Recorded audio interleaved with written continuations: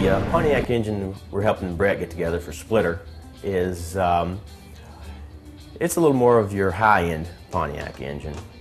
Here's the foundation for Splitter's power plant. It's a cast iron aftermarket block from allpontiac.com. The strongest Pontiac block available. You see, uses splayed billet main caps, angled outer bolts, smaller main oil holes, strength in the center of the block. Thing about a stock Pontiac block, we've had these things split down the middle in high horsepower applications for years. So more material here, splayed outer bolts, Siamese cylinders. Another benefit is the big bore that's available. We're limited to a small bore for a stock Pontiac block. We can go up to a 4.4 inch bore with this motor and still have a very good cylinder wall thickness. Thicker deck, everything about this block is revised and stronger than stock, yet completely stock outer dimensions, all your bolt-on pieces still bolt-on. Another unique feature is we went to screw-in freeze plugs instead of the traditional press-in. Just a safety feature, makes the block more rigid, and you also notice the O-ring here so it can't ever leak. So another cool feature of the allpontiac.com block. Another unique feature of the allpontiac.com block is the registered main cap. Not unique for a Chevy guy, but for Pontiacs, we never had these in the factory blocks. We did have dial pins, which are a good setup. So what they've done, they went with a larger dial pin, 3/8, and the registered main cap.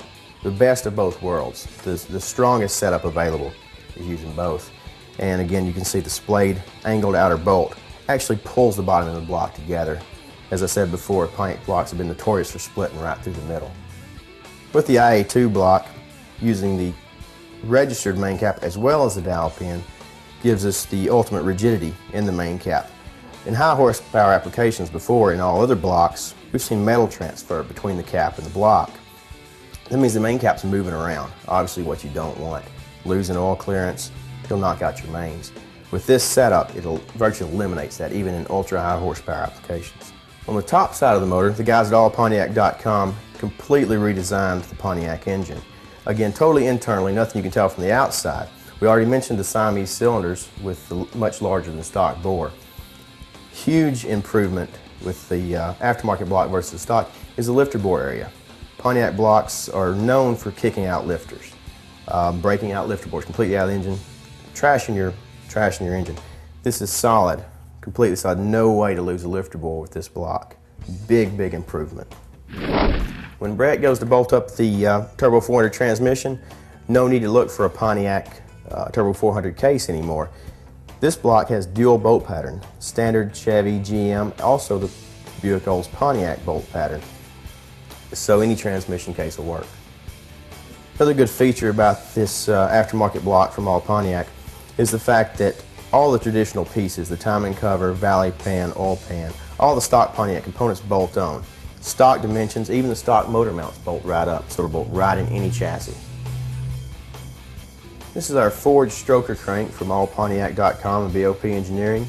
It's a 4.5 inch stroke, and more importantly, it's the first ever aftermarket forged crank for the Pontiac engine. It's been 30 years coming, finally got it. It's a beautiful piece.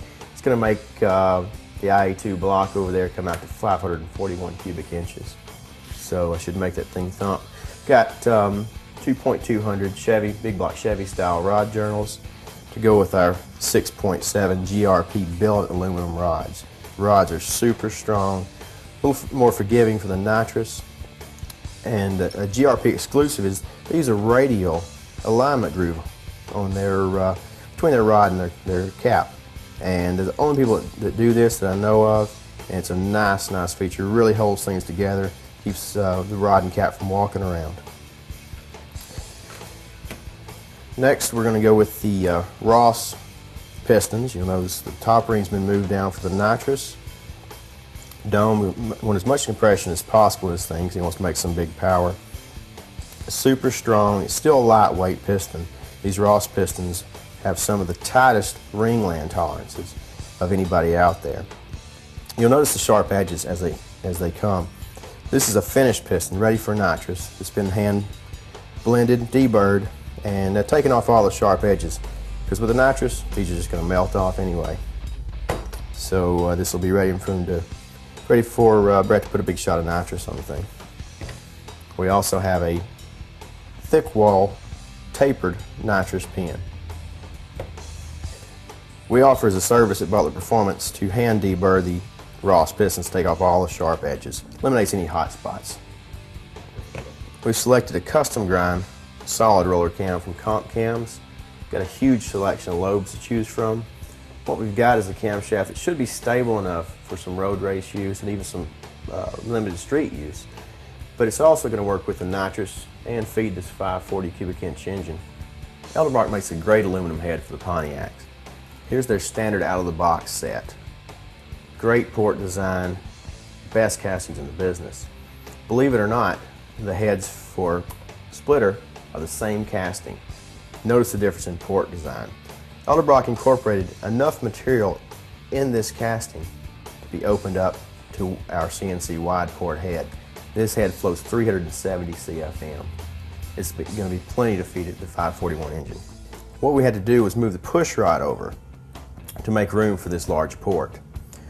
When we did that, luckily, Comp Cams makes an offset seat lifter to help move that push rod, as well as these offset intake rockers from T&D. This shaft system allows us to move that over, yet still be stable enough for the high spring pressure and high RPM. We'll be using the Edelbrock Victor intake on the engine. It's nice they've left enough material to make this port match this port with absolutely no welding required. Well, you've seen what's going into the engine. Next time you see this thing, it'll be going in the car.